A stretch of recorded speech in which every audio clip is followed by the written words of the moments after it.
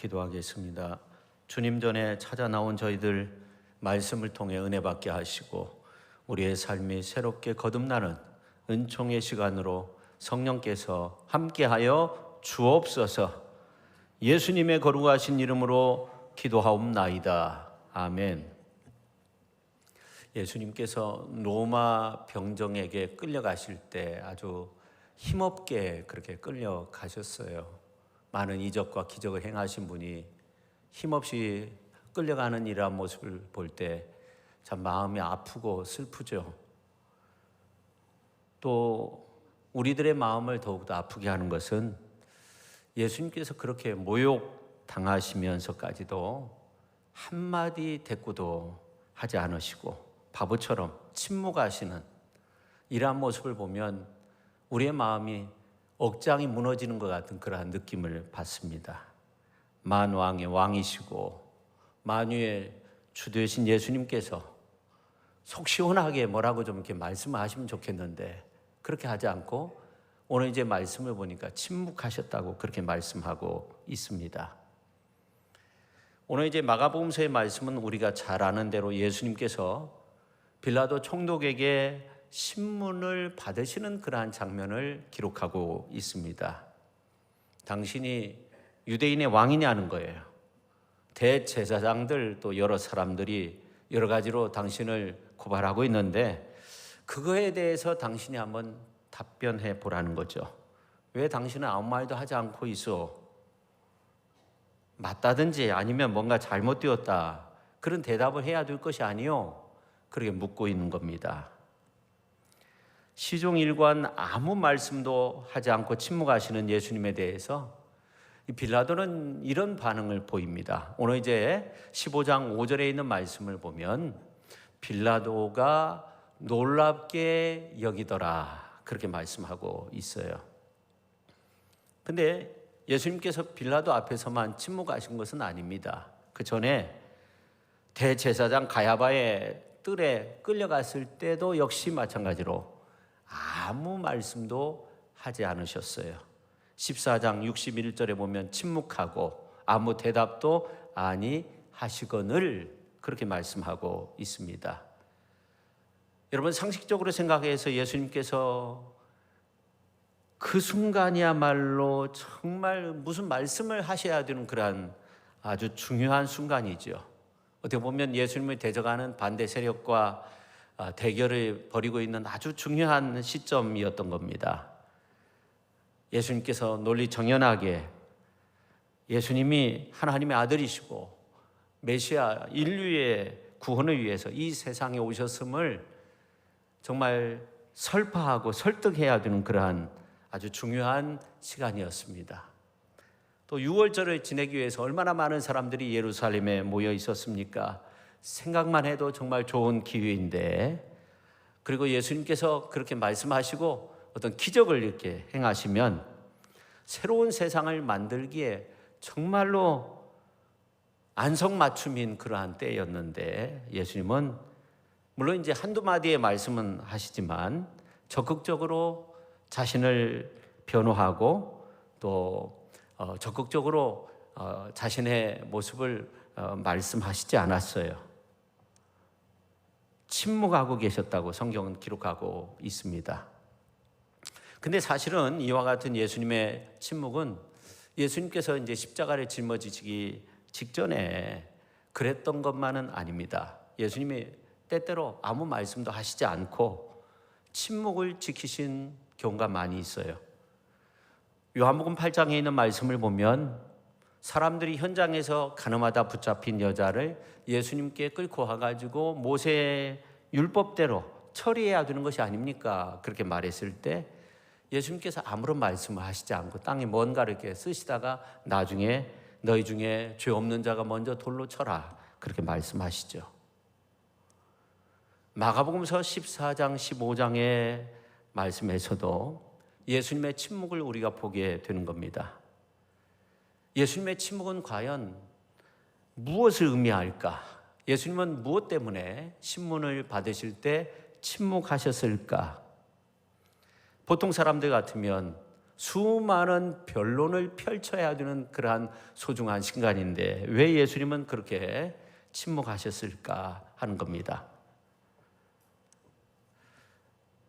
우리는 가만히 생각해 보면 아무 말을 하지 말아야 할 때 쓸데없는 말들을 이렇게 많이 하면서 살아갈 때가 많이 있는 것 같아요. 누군가 어려움 속에 있을 때 우리는 입을 다물고 그를 위해서 기도해 줘야 되는데 그런 불행 앞에서 우리는 입을 열게 되잖아요.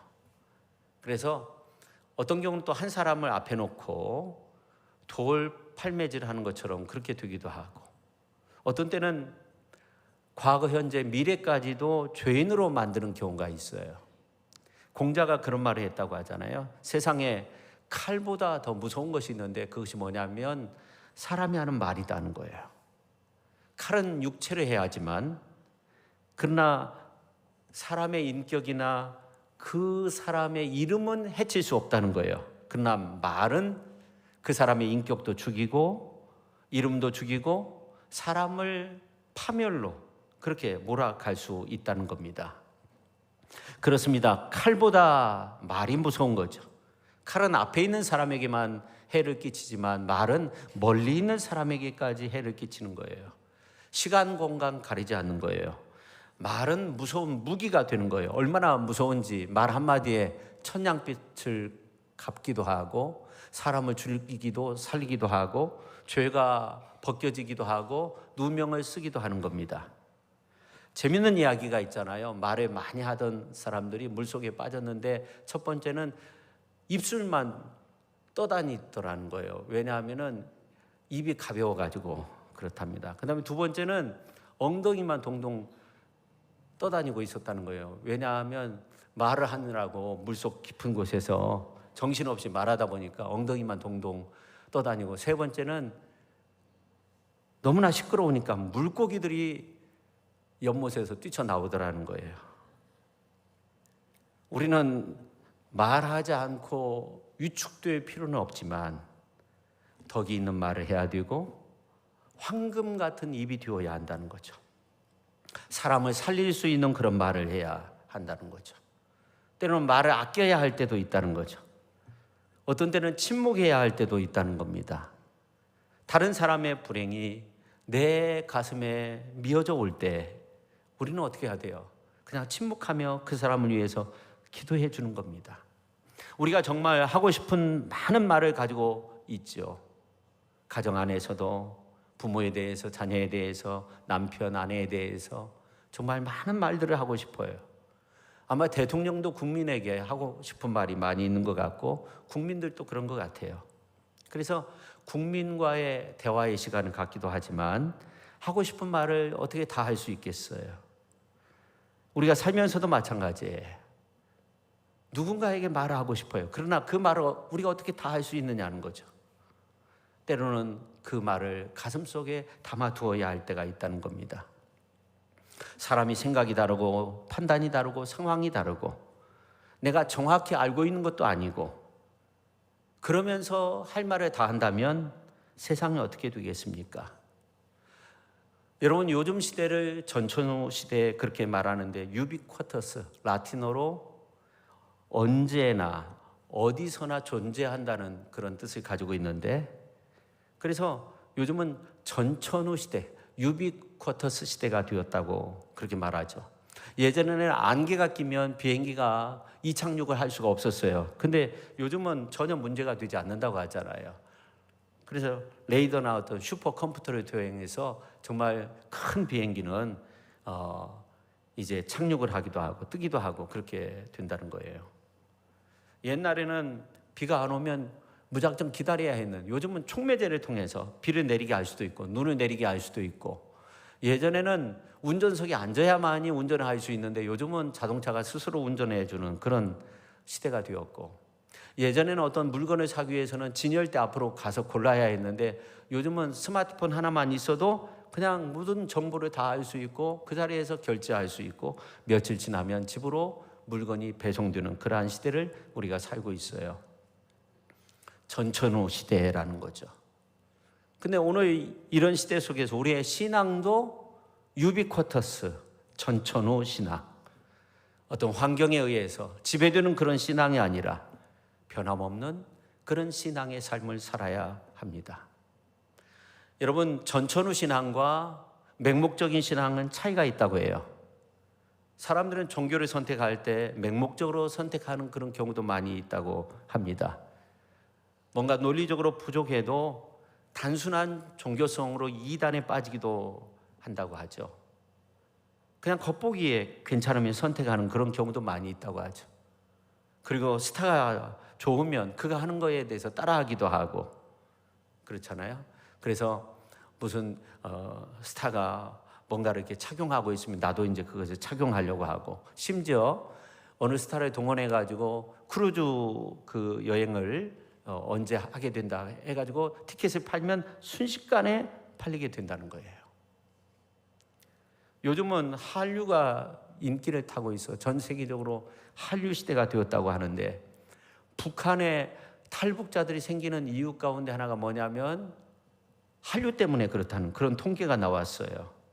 그 폐쇄된 공간, 무슨 백두혈통만 찾고 찬양하는 그 어떤 공간 안에서, 폐쇄된 공간 안에서 한 번만 한류 문화를 접하면 빠져들 수밖에 없다는 거예요. 그리고 목숨 건 탈출을 시도하게 된다고 해요. 그러다가 이제 선교사님의 도움을 받고 예수님을 영접하게 되는 경우가 참 많다고 합니다. 저는 이런 그 탈북자들의 모습을 보면서 우리들도 하나님을 위해서 그렇게 해보았는가? 정말 우리가 전천후 믿음을 가져야 된다고 생각해요. 저는 그 전천후 믿음을 가졌던 사람들 가운데 대표적인 사람이 바벨론에서 포로 생활하던 그 다니엘과 세 친구의 모습에서 발견할 수 있다고 생각합니다. 그 시대는 이제 왕의 신상을 만들어 놓고 절하던 그런 시대였어요. 무슨 사면금, 양금, 피리, 수금이라는 것을 울리면 왕의 신상 앞에 모두 다 엎드려 절을 해야 되는 그런 시대였다고 해요. 만약 절하지 않으면 풀무불에 던져지는 거예요. 풀무불은 오늘날로 말하면 용광로와 비슷한 거예요. 왕의 명을 거역하는 것이 되는 거죠. 다니엘의 세 친구 사드락과 메삭과 아벳느고는 어떻게 해요? 절하지 않았어요. 그래서 어떻게 됩니까? 왕이 이 사실을 알고 국문을 하잖아요. 이게 사실이냐는 거예요. 회유하잖아요. 이제라도 절하면 살려주겠다는 거예요. 아니면 풀무불 속에 던져 넣는다는 거예요. 사드락과 메삭과 아벳느고가 말합니다. 저희들은 하나님만 섬기는 사람들입니다. 만약 왕께서 우리를 풀무불에 던지시면 하나님께서 건져주실 겁니다. 왕의 손에서 우리를 건져주실 겁니다. 근데 또 대답해요. 그러나 그렇게 하지 아니하실지라도 하나님이 건져주시지 않아서 죽을지라도 우리는 절대로 하나님에 대한 신앙을 저버릴 수 없습니다. 전천후의 신앙의 고백이죠. 결국 사드락과 메삭과 아벳느고는 풀무불 속에 던져졌고 하나님께서 저들을 구원시켜 주셨어요. 그래서 이 전천후의 믿음의 내용은 한 세 가지가 있다고 하는데, 첫 번째는 뭐냐면 어려울 때 좋은 믿음. 풀무불이 앞에 놓여져 있었어요. 어려움이 가득해요. 절망의 순간이에요. 아무것도 할 수 없는 순간이에요. 그러나 하나님을 포기하지 않았어요. 더욱더 믿음이 좋아졌어요. 환난이 오니까 더욱더 하나님을 찾게 되었어요.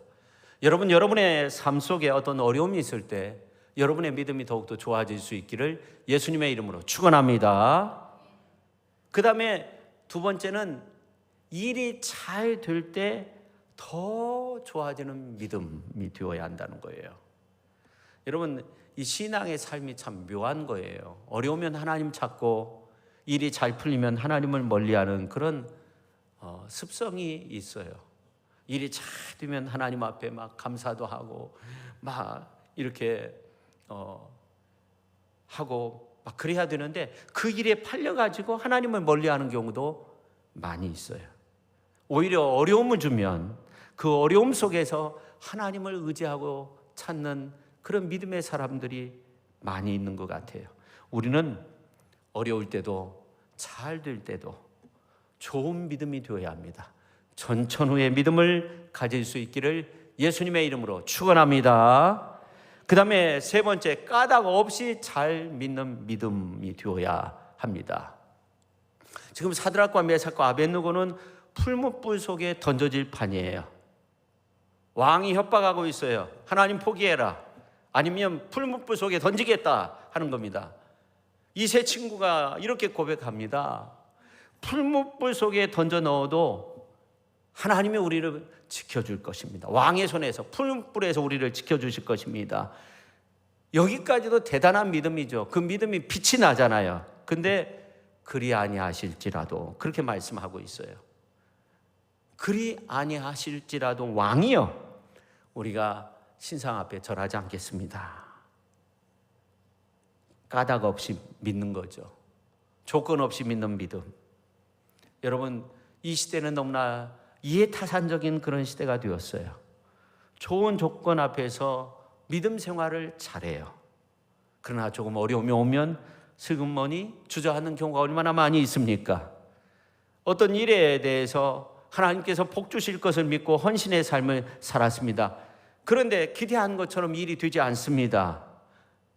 슬그머니 실망이 찾아옵니다. 의기소침해집니다. 믿음의 회의가 생깁니다.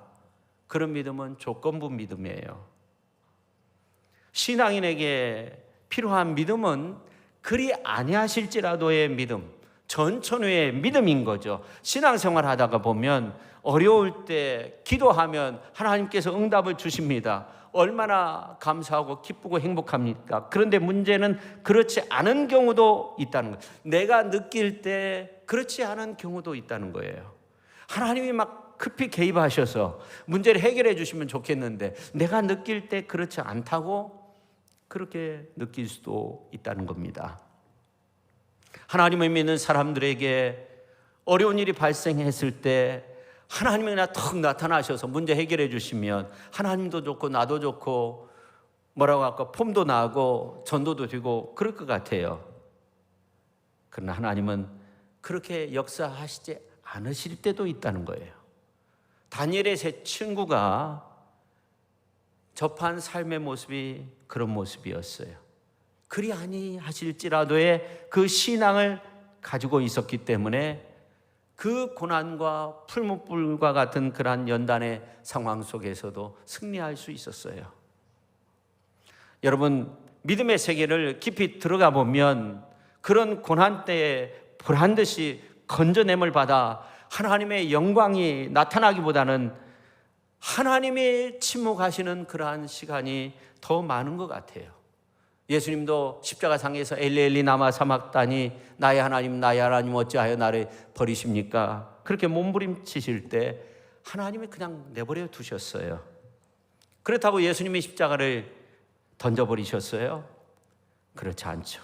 우리는 믿음의 세계를 너무나 피상적으로 생각해요. 하나님이 복 주시고 잘 되게 하시고 앞길이 환히 이제 열려지고 그때 믿는 믿음이 진짜 믿음이라고 생각합니다. 그러나 우리의 믿음의 세계가 그 정도의 깊이라면 흔들리고 좌초할 수밖에 없는 겁니다. 우리는 하나님의 침묵 속에서 들려오는 주님의 세미한 음성을 들을 수 있어야 돼요. 예수님은 십자가 위에서 침묵 속에서 들려오는 하나님의 음성을 들었습니다. 침묵 뒤에 하나님의 구원의 놀라운 계획이 있다는 사실을 알았습니다. 그래서 끝까지 십자가를 지셨습니다. 그리고 다 이루었다 말씀하시고 우리를 위해서 구원의 길을 열어주신 줄로 믿으시기를 바랍니다. 그런 노래가 있죠. 그 전에 기타 배울 때 그런 노래, 너의 침묵의 그 포크송 1번지가 그 곡이 아닌가 생각되는데, 너의 침묵에 메마른 나의 입술, 그렇게 시작하는데 그 다음 가사는 잘 모르는데, 아무튼 그 주님의 그 침묵 속에 우리가 갇혀 있을 때 그 순간에 갖는 그 믿음이 참 중요해요. 이혜인 씨가 침묵에게라는 시를 썼는데 참 멋진 시예요. 침묵에게 시를 쓴 거예요. 내가 행복할 때에도, 내가 서러울 때에도 그윽한 눈길로 나를 기다린 너, 바위처럼 한결같은 내가 답답하고 지루해서 일부러 외면하고 비켜서기도 했다. 그러나 다시 돌아와 너의 어깨 너머로 보이는 저 하늘이 처음 본 듯 푸르구나. 너의 든든한 발에 안겨 소금처럼 썩지 않은 한마디 말을 찾고 싶다. 언젠가는 내 품에서 영원한 잠을 자고 싶다. 침묵이요. 이 침묵을 향해서 글을 썼는데 굉장히 이 내용을 보면 굉장한 내용을 담고 있다고 생각해요. 여러분 침묵을 좋아하십니까? 그런 말이 있죠. 침묵에는 말이 들어있다는 거예요. 그러나 말 속에는 침묵이 없다는 거예요. 그렇잖아요? 근데 침묵 속에 들어가 있는 의미가 말 속에 들어가 있는, 우리가 말하는 그 말 속에 들어가 있는 의미보다 더 높고 깊어서 웅변은 은이고 침묵은 뭐라고요?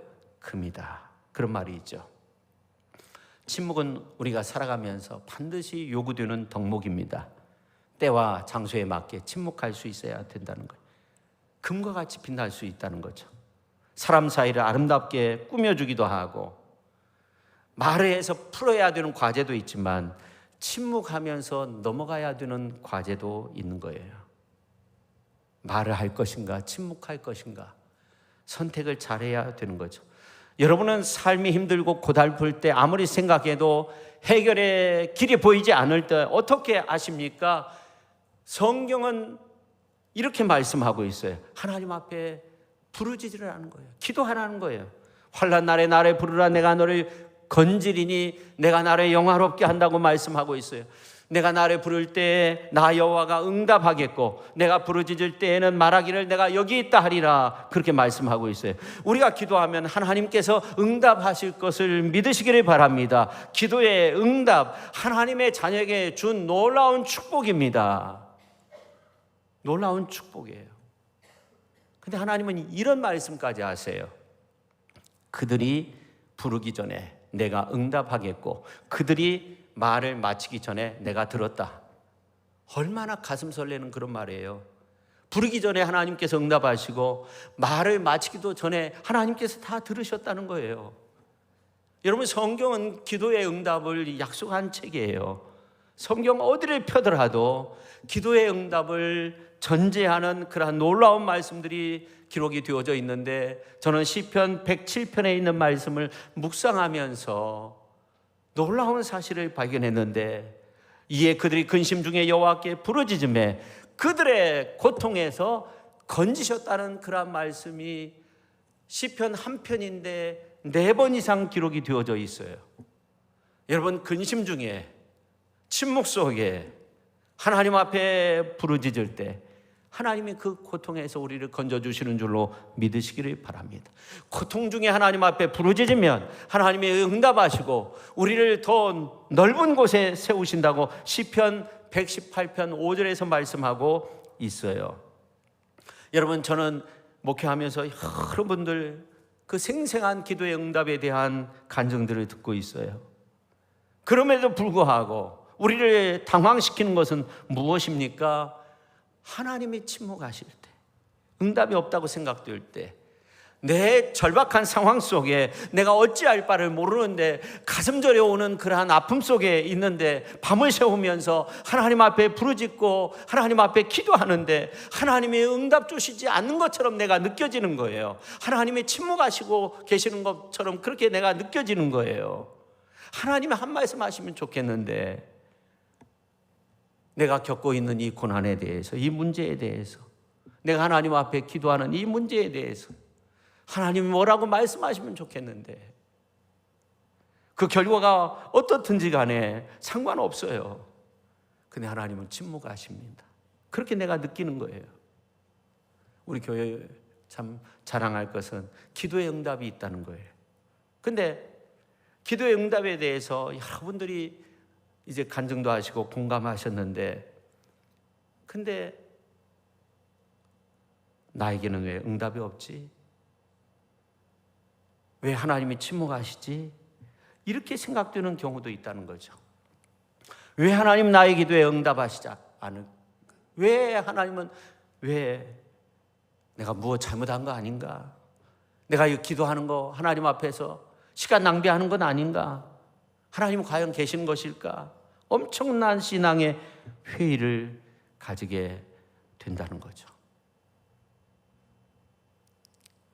근데 성도들도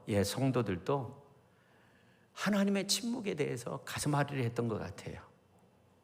아니면 우리가 하는 것보다 비교가 안 돼요. 시편의 말씀은 얼마나 위대한 믿음의 사람들의 고백입니까? 거기에 보니까 여호와여 어느 때까지니까? 여호와여 어느 때까지 나를 잊으시나이까? 어느 때까지 주의 얼굴을 나에게서 숨기시겠나이까? 여호와 내 하나님이여 나를 생각하사 응답하시고 나의 눈을 밝히소서. 두렵건대 내가 사망의 잠을 잘까 합니다. 그렇게 말씀하고 있고, 시편 77편 보니까 내가 하나님을 기억하고 불안하여 근심하니 내 심령이 상하였다고 그렇게까지 고백해요. 이어서 7절에서 9절에 있는 말씀을 보면 주께서 영원히 버리실까? 다시는 은혜를 베풀지 아니하실까? 그의 인자하심은 영원히 끝난 건가? 그의 약속하심도 영원히 패하였는가? 하나님이 그가 베푸실 은혜를 잊으셨는가? 노하심으로 그가 베푸실 긍휼을 그치셨는가 하였나이다. 셀라. 이와 같이 삶의 그 고통의 터널을 지날 때 하나님의 그 침묵하심 때문에 괴로울 때가 있다는 거예요. 하나님을 보고 우리는 뭐라고 합니까? 그때 하나님을 침묵하신 하나님. 여러분, 욥의 모습을 보면, 욥기서 37장까지 보면 욥이 침묵하시는 하나님 앞에서 항변하는 이러한 모습을 보아요. 친구들과 대화하면서 막 항변해요. 하나님, 나 자신도 다 죽게 되었지만 나로 인해서 당신의 명성, 당신의 공의가 다른 사람 가운데 이해가 되지 않습니다. 하나님 침묵을 좀 깨십시오. 그러나 하나님 침묵을 깨지 않아요. 그러다가 38장으로 가면 하나님이 침묵을 깨시면서 말씀하시는데, 너 내가 질문하는 거에 한번 대답해봐라. 너 땅의 기초가 어떻게 세워졌는지 너 한번 대답해봐라. 막 계속적으로 질문을 하시는데 욥이 어떻게 해요? 욥기서 40장 3절 4절에 있는 말씀을 보면 욥이 여호와께 대답하여 이르되 보소서 나는 비천하오니 무엇이라 주께 대답하리이까? 손으로 내 입을 가릴 뿐이로소이다. 그렇게 말씀하고 있어요. 너 나에게 한번 대답해봐라는 거예요. 너 왜 너에게 고난을 주었는지 질병을 주었는지 이거에 대해서만 묻지 말고 천지를 창조하신, 인간을 창조하신 그 하나님이 이 세상을 어떻게 주관하고 계시는지 한번 답변하라. 그렇게 침묵을 깨고 하나님께서 말씀하시는데, 또 한 번 하나님께서 리워야단, 악어라고 그렇게 표현하기도 하는데, 아무튼 비교할 수 없는 더 큰 어떤 그런 그 동물을 들어서 욥이 무조건 하나님을 인정하고 철저히 회개하도록 그렇게 만드는데, 근데 놀라운 것은 하나님이 침묵을 깨고 말씀하시고 세세하게 자신의 모습을 보여주실 때 욥의 질병이 다 사라지게 되었어요. 잃었던 양과 소, 짐승 돌아왔어요. 자식들도 다시금 낳게 되었어요. 성경의 기록에 보면 과거보다 2배의 더 축복을 받았다고 그렇게 말씀하고 있고, 그가 140년을 더 살아서 200세까지 살았다는 거예요. 환갑 때 하나님의 침묵 속에 그 질병이 오고 고난이 왔는데 그걸 이기고 난 다음에 140년을 더 사는 거예요. 욥의 이야기는 행복한 이야기로 끝마쳐지게 되죠. 왜 이런 삶이 되었을까요? 욥이 왜 이렇게 변화되었을까요? 한 가지죠. 침묵도 하나님의 역사하심이다. 이걸 알았던 거죠. 하나님의 침묵도 하나님의 역사하심이다 하는 거예요. 하나님이 반드시 입을 열어서 말씀해야만이, 하나님이 뭔가 역사를 일으켜야만이, 그게 하나님의 살아계심을 보여주시는 것이 아니라 하나님의 침묵의 역사도 하나님의 역사하심 가운데 있다는 거예요. 하나님의 침묵 속에서 하나님의 뜻을 새길 수 있는 사람, 그 사람이 욥과 같은 사람이에요. 하나님이 이런 사람은 버리지 않는 거예요. 하나님의 침묵 속에서도 하나님의 뜻을 새길 수 있는 사람, 결코 하나님이 그런 사람 버리지 않는다는 거예요. 우리는 때때로 하나님으로부터 아무것도 듣지 못하기 때문에 고통 속에 눈을 감고 계시는 것은 아닐까, 나의 부르짖음에 귀를 막고 계시는 것은 아닐까 의심하며 절망하고, 그렇지만 하나님은 침묵 속에서 나를 이끌고 계신다는 거예요. 그래서 하나님의 응답이 없을 때, 하나님이 침묵하시는 하나님이라고 그렇게 느껴질 때, 우리는 첫 번째 하나님을 신뢰하고 낙심하지 말아야 돼. 포기해서는 안 돼요. 눈에 보이는 것이 전부가 아니에요. 들리지 않지만 하나님의 역사하심이 있다는 것을 알아야 돼요.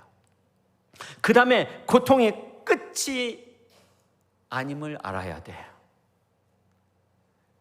고통의 끝이 분명 있고 그냥 고통으로 끝나지 않는다는 거예요. 더욱더 아름다운 것이 있다는 것을 믿어야 돼요. 그래서 욥은 이렇게 고백하잖아요. 그러나 내가 가는 길을 그가 아시나니 그가 나를 단련하신 후에는 내가 정금같이 순금같이 되어 나오리라. 고난당하는 것이 내게 유익이라. 이로 말미암아 내가 주의 율례들을 배우게 되었나이다. 시편 기자는 그런 놀라운 고백을 했습니다. 여러분, 고통의 현실 가운데서도 침묵 속에 일하시는 하나님을 믿을 수 있기를 주님의 이름으로 축원합니다.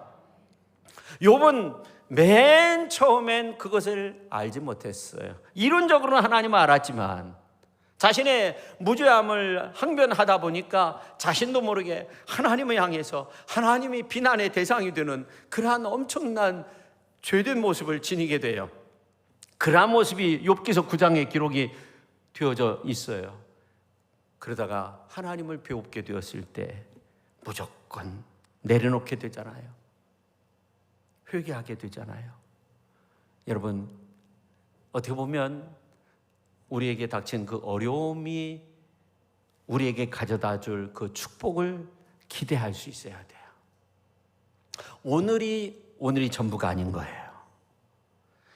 우리의 생애에서 가장 위대한 순간은 욥의 모습을 보니까 결국 침묵 속에 내가 주님 앞에 설 때였어요. 그때 하나님의 하이터치가 가능한 거예요. 그러니까 예수님도 여러와 같은 그러한 많은 사람들이 막 환호하고 막 그랬을 때 침묵 속으로 들어가잖아요. 홀로 기도하시잖아요. 그러니까 예수님의 그 사역을 보면 성령 터치는 사역의 비결이었고, 말씀 터치는 사단의 세력을 이길 수 있는 비결이었고, 침묵 터치는 유혹에 빠지지 않는 그런 유혹을 물리치는 비결이 된 거예요.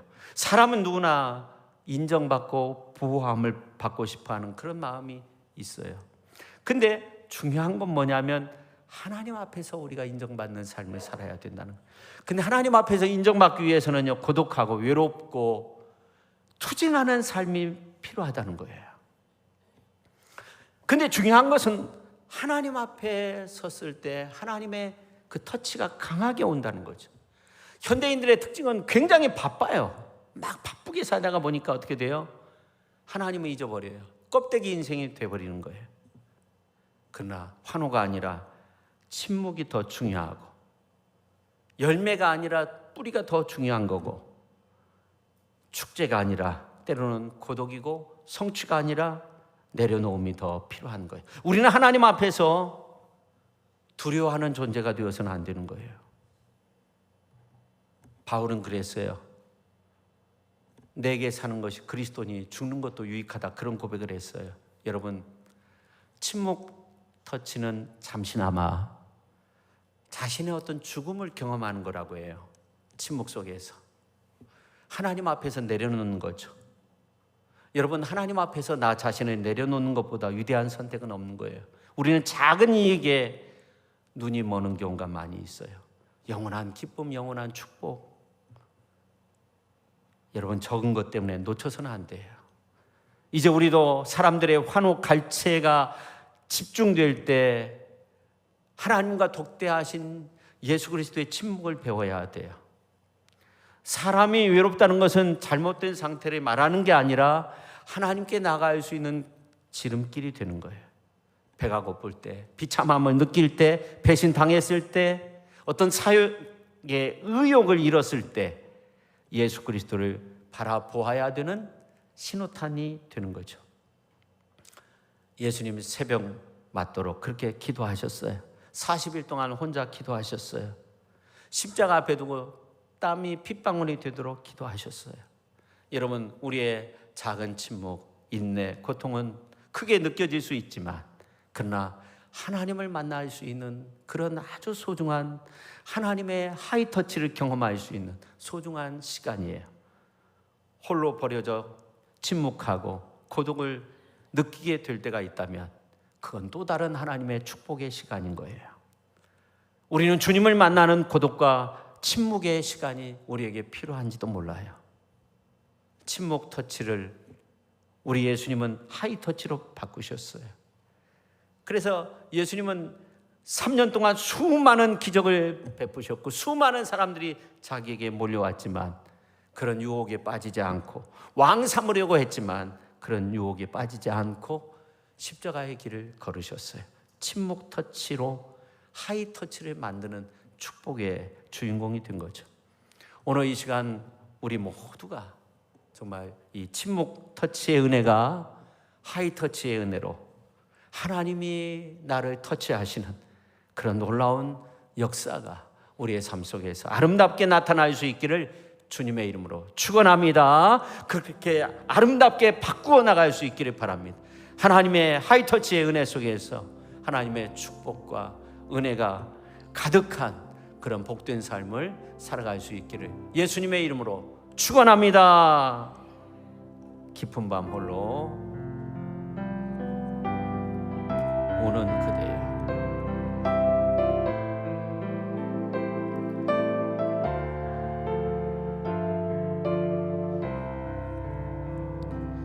깊은 밤 홀로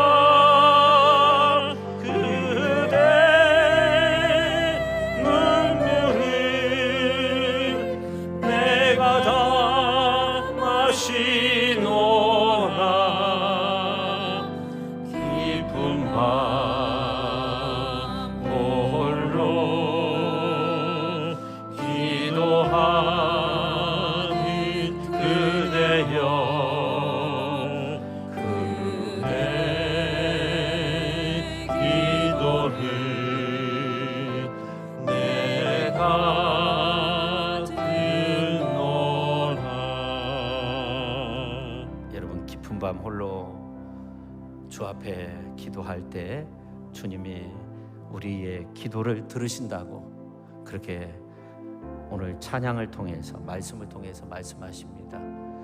침묵의 시간, 그 시간이 기도의 시간이 되고 또 하나님의 사랑을, 하나님의 기적을, 하나님의 기도의 응답을 경험할 수 있는 그러한 축복의 시간 될 수 있기를 예수님의 이름으로 축원합니다. 우리가 오늘 말씀 생각하면서 주여 한번 외치고 통성으로 기도합니다. 주여, 아버지 하나님이여, 깊은 밤 홀로 주의 전에 아버지 하나님이여 주님 앞에 삶의 자리에서 아버지 하나님의 여러 가지 모습으로 기도하는 저희들, 주여 주님 그 기도에 응답하여 주시고, 주여 문제 해결함을 주시고, 주여 주님 살려주시고 붙잡아 주시고 구원해 주시고 능력의 역사로 응답하여 주시고 앞길이 열려지게 하시고, 아버지 하나님이여 캄캄한 칠흑 같은 어둠 속에서도 아버지 하나님이여 주님이 광명한 빛으로 비춰주시고 영광의 빛으로 비춰주시고 은혜의 빛으로 비춰주시고 아버지 하나님이여 주의 영광 가운데 그렇게 아름답게 설 수 있도록 주여 우리를 새롭게 하여 주시고 우리를 이끌어 주시옵기를 간절히 원합니다. 아버지 하나님이여 오늘 말씀을 통해 주님의 세미한 음성을 듣기를 원합니다. 아버지 하나님이여 홀로 기도하는 아버지 하나님이여 그 귀한 시간, 아버지 하나님이여 주님이 아버지 하나님이여 다 듣고 계시고 다 응답하시고 아버지 하나님의 역사해 주실 줄로 믿습니다. 그런 은혜와 능력 안에 서게 하여 주옵소서. 하나님 아버지 감사합니다. 우리가 침묵 속에 주님을 구하고 주님을 찾을 때가 있습니다. 때로는 하나님이 침묵하시는 하나님처럼 그렇게 느껴질 때도 있습니다. 그러나 욥이 그 침묵 속에 하나님의 뜻을 생각하고 변함없이 하나님을 의지했던 것처럼 침묵 가운데 계신 그 하나님을 의지하고 또 기도할 때 침묵 속에서도 역사하시는 그 하나님의 은혜의 손길을 경험했던 것처럼 많은 위대한 믿음의 선배들이 그런 아름다운 모습으로 승리를 이루었던 것처럼 욥이 그러한 놀라운 역사를 경험했던 것처럼 사드락과 메삭과 아벳느고 다니엘과 같은 그러한 사람들, 굴 속에 다윗과 같은 그러한 사람들, 깊은 밤 홀로 기도할 때 주님 응답하시고 주님 역사해 주셨던 것처럼 하나님 응답하시고 주님 능력의 오른손으로 우리를 붙들어 주셔서 주의 영광 가운데 우뚝 서는 위대한 하나님의 사람들이 다 되게 하여 주시옵소서. 예수님의 이름으로 기도합니다. 아멘.